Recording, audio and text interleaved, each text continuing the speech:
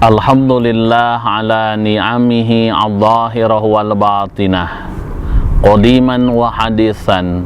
Ashhadu an la ilaha illallah wahdahu la syarikalah, wa ashhadu anna Muhammadan abduhu wa rasuluh allazi la nabiyya ba'dah, amma ba'du. Hadirin ikhwatu iman rahimakumullah, jamaah warasatul Quran yang diridhoi oleh Allah Subhanahu wa ta'ala. Setelah pada pembahasan yang telah lalu, kita sudah membahas perihal sudahkah saum kita bisa menghantarkan kepada ketakwaan. Maka pada kesempatan kali ini ada pertanyaan kedua yang menjadi bahan renungan kita semua. Kenapa Allah Subhanahu wa ta'ala mengakhiri ayat tentang saum itu dengan la'allakum tattaqun? Allah Subhanahu wa ta'ala berfirman, A'udzu billahi minasyaitonir rajim. Ya ayyuhalladzina amanu kutiba alaikumus syiyam kama kutiba alal ladzina min qablikum la'allakum tattaqun. Pada ayat itu Allah Subhanahu wa ta'ala mengakhiri ayat tersebut dengan ungkapan la'allakum tattaqun, agar kalian menjadi orang-orang yang bertakwa. Pertanyaannya adalah, apa yang dimaksud dengan takwa? Maka takwa ini berasal dari kata wiqayah, dari waqa yaqi wiqayatan, di mana para ulama memberikan batasan bahwasanya yang namanya wiqayah itu tiada lain adalah siyanatun nafsi minal mudarrati wal mahaliki au ma yuaddi ilaihi ma fid dunya wal akhirah. Kita menjaga diri dari hal-hal yang dapat membinasakan kita baik di dunia maupun di akhirat, atau yang menyebabkan keduanya. Misalkan kita menemukan uang di jalan 100.000, lalu kita ambil, dan orang yang punya itu hilir mudik mencari uangnya yang jatuh. Maka lalu kita tanya, sedang mencari apa gerangan? Orang ini menjawab, saya sedang mencari uang 100.000 yang jatuh. Lalu kita memberikan kembali uang tersebut, maka ini adalah wiqayah. Kita menjaga diri dari hal-hal yang dapat memadaratkan, membinasakan kita, atau menyebabkan keduanya baik di dunia maupun di akhirat.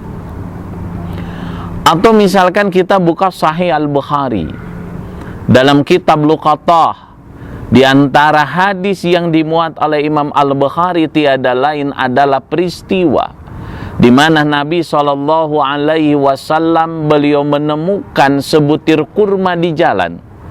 Lalu diambillah kurma itu, dan Nabi SAW bersabda, kalaulah aku tidak khawatir ini adalah kurma sedekah, niscaya aku akan memakannya. Maka sikap Nabi seperti itu tiada lain adalah sebagai wujud wiqayah. Sebab kita tahu untuk Nabi haram hukumnya memakan makanan dari sedekah atau zakat. Nabi membawa pulang dan menyimpan di Baitumal sebagai wujud wiqayah Nabi sallallahu alaihi wasallam. Maka ketika kita hidup dengan prinsip wiqayah ini, maka itulah yang disebut dengan takwa.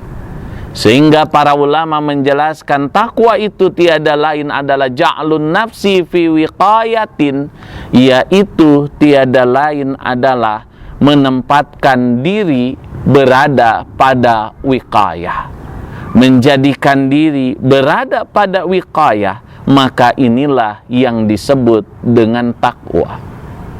Makanya hal ini senada dan sejalan dengan apa yang pernah terjadi di antara para sahabat, di mana Amirul Mukminin Umar bin Khattab pernah bertanya kepada Ubay bin Ka'ab, "Ya Ubay, ma taqwallah?" Hei Ubay, apa takwa kepada Allah itu?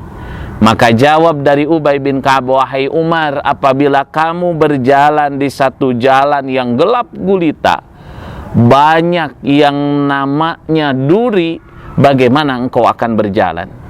Maka jawab dari Umar bin Khattab, "Tentu saja aku akan hati-hati." Maka Ubay mengatakan, itulah yang dimaksud dengan takwa kepada Allah Subhanahu wa ta'ala.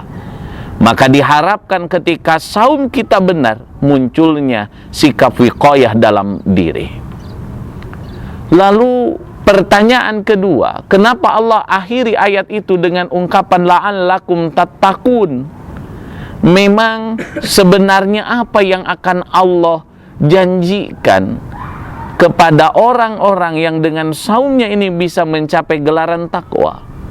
Maka semua jawabannya itu ada 12 dalam Quran. Kita bahas sebagian saja. Yang pertama yang akan Allah Subhanahu wa ta'ala berikan kepada orang yang saum lalu gelaran takwa dapat dia raih, yang pertama adalah orang tersebut akan mendapatkan al-hibdu wal harasatu minal a'da. Orang tersebut akan dijaga dan dilindungi dari musuh-musuhnya.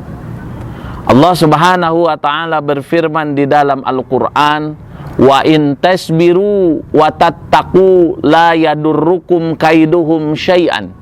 Jika kalian bersabar dan kalian bertakwa, niscaya tipu daya mereka tidak akan pernah bisa membahayakan kalian sedikit pun.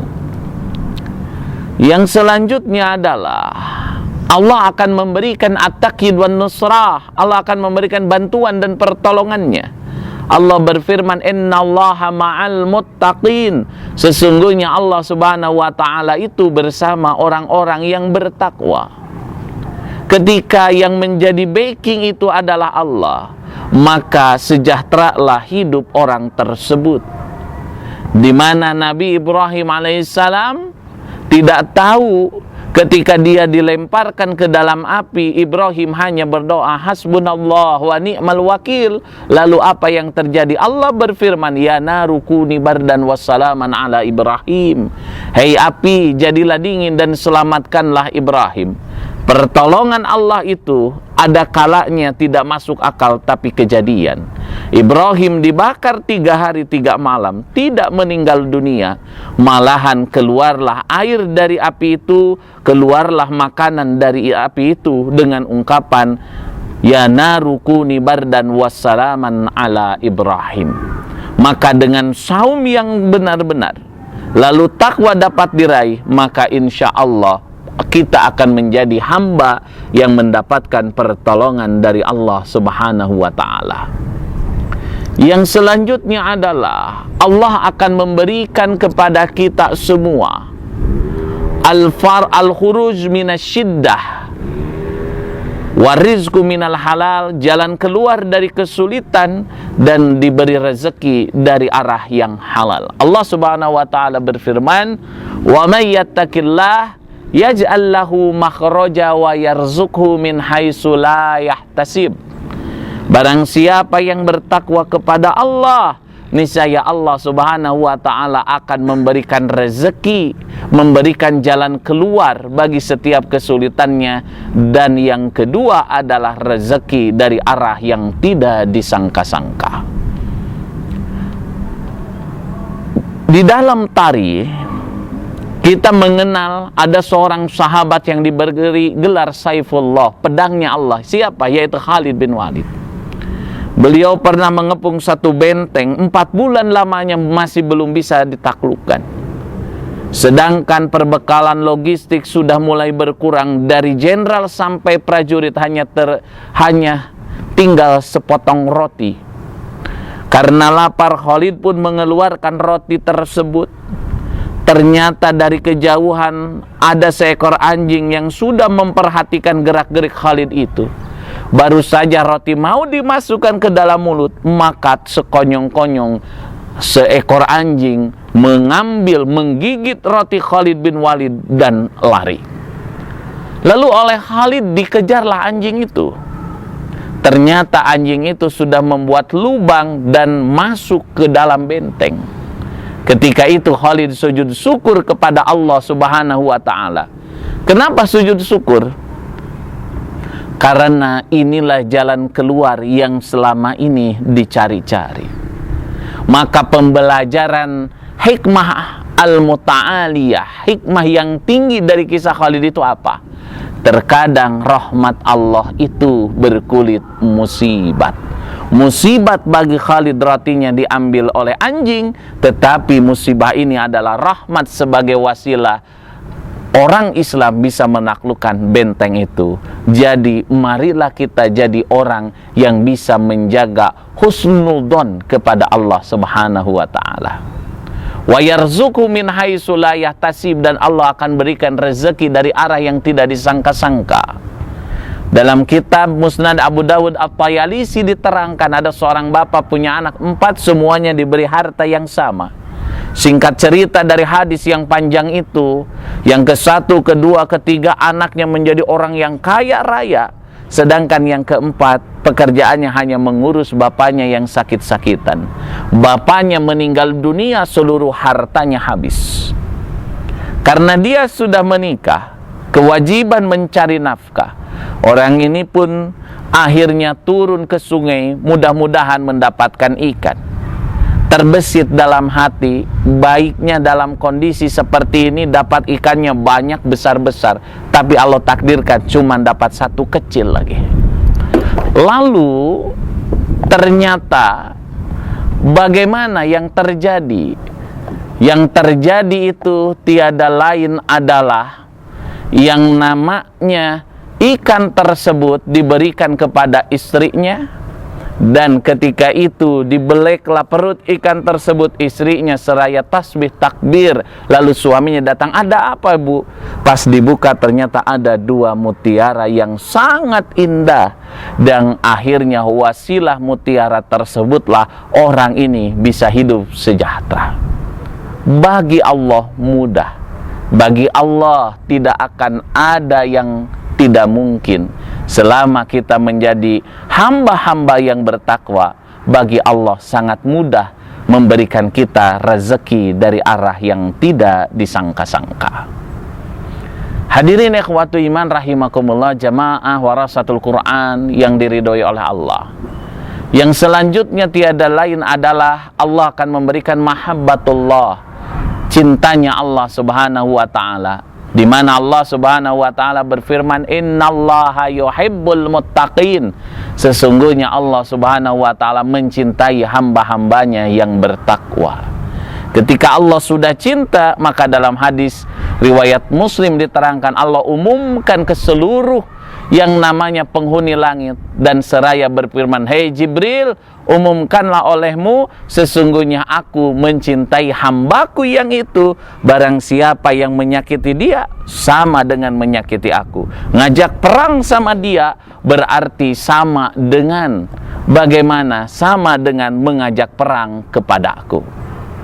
Betapa luar biasa ketika kita menjadi hamba yang mencintai Allah Subhanahu wa ta'ala. Lalu dalam hadis Muslim, dalam hadis qudsi Allah berfirman, aina mustahabbi, di mana orang-orang yang mencintaiku?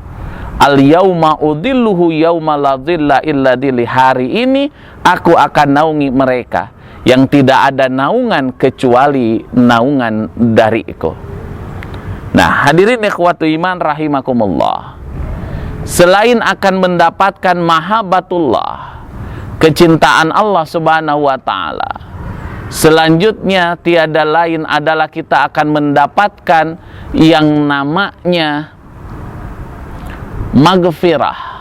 Allah Subhanahu wa ta'ala berfirman, wa yaghfir lakum dzunubakum, dan Allah Subhanahu wa ta'ala akan mengampuni dosa-dosa kalian. Maka ayat ini menegaskan pada kita semua, Orang yang bertakwa bukanlah orang yang tidak mempunyai dosa sama sekali. Orang yang bertakwa itu adalah mereka orang yang punya dosa, tetapi Allah ampuni dosanya disebabkan ketakwaan yang dimiliki oleh orang tersebut. Hadirin ikhwatu iman rahimakumullah, yang selanjutnya tiada lain adalah al-inqadhu minan nar, akan selamat dari siksaan api neraka. Summa nunajjil ladina taqau, kemudian kami akan selamatkan orang-orang yang bertakwa dari siksaan api neraka. Yang terakhir tiada lain adalah al-khulud fil jannah, kita akan kekal abadi di surga. Allah berfirman, wasyari'u ila maghfiratin min rabbikum wa jannatin arduha as-samawati wal ard uiddat lil muttaqin. Bersegeralah kalian mencari ampunan dari Tuhan kalian dan surga yang luasnya seluas langit dan bumi, uiddat lil muttaqin, yang disediakan bagi orang-orang yang bertakwa. Oleh karena itulah Allah Subhanahu wa ta'ala memberikan busyra, kabar gembira bagi kita semua. Ketika dengan saum kali ini gelaran takwa dapat kita raih, maka insya Allah berbagai macam fadilah-fadilah akan Allah berikan kepada kita semua. Semoga Ramadan tahun kali ini menjadi Ramadan terbaik yang pernah kita laksanakan. Semoga pada Ramadan tahun kali ini gelaran takwa dapat kita raih di sisi Allah Subhanahu wa ta'ala. Hadirin ikhwatu iman rahimakumullah, jamaah warasatul Quran yang diridhoi oleh Allah Subhanahu wa ta'ala. Barangkali itulah yang bisa disampaikan pada kesempatan kali ini. Mudah-mudahan bisa menjadi penambah semangat bagi kita dan ziyadah ilmu bagi kita, serta menjadi ilman nafi'an bagi kami semua beserta guru-guru kami. Insyaallah kami dari Warasatul Quran pada bulan Ramadan akan melaksanakan kajian khotaman kitab, yaitu Doaul Muslim min Sahihil Bukhari. Insyaallah via Telegram dan via YouTube pun akan ada insyaallah. Kitab ini tiada lain adalah satu kitab yang dikarang oleh Syekh Al-Muhaddis Mahir Yasin bin Al-Fahal, di mana Syekh Mahir Yasin Al-Fahal ini beliaulah yang mengarang kitab tersebut. Mudah-mudahan khataman kitab ini menjadi amal jariah bagi kita, bagi Syekh Mahir Yasin, dan menjadi ilman nafi'an bagi kita semua. Hadirin akhwatu iman rahimakumullah, dan titip salam hangat dari Syekh Mahir Yasin kepada jamaah warasatul Quran semuanya. Itulah barangkali kajian kita pada kesempatan kali ini. Rabbana atina fid dunya hasanah wa fil akhirati hasanah wa qina azabannar. Wassalamualaikum warahmatullahi wabarakatuh.